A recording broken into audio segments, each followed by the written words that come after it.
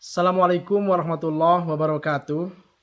Saya Dr. Haji Ajarowi Karim, Direktur Utama Perusahaan Umum Daerah Air Minum Tirta Intan Kabupaten Garut, mengucapkan sukses dan selamat atas eksistensinya Sekolah Sungai Cimanuk.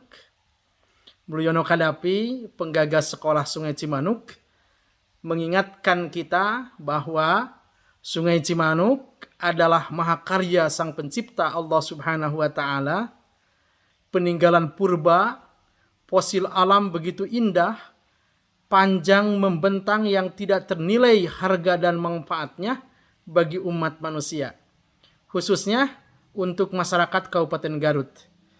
Keberadaan Sungai Cimanuk sebagai tempat mengalirnya air sumber kehidupan dan hulu sungainya tepat ada di Kabupaten Garut, maka perlu upaya bersama merawat, menjaga sungai agar airnya tidak menjadi bencana bagi kita.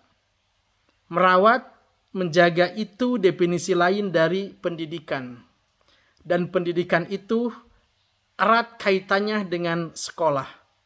Sekolah Cimanuk sebagai upaya ikhtiar orang Garut untuk merawat, menjaga, melestarikan sungai agar air Sungai Cimanuk terus menjadi berkah untuk umat, khususnya masyarakat Kabupaten Garut. Sekian, terima kasih. Akhirul kalam, wassalamualaikum warahmatullahi wabarakatuh.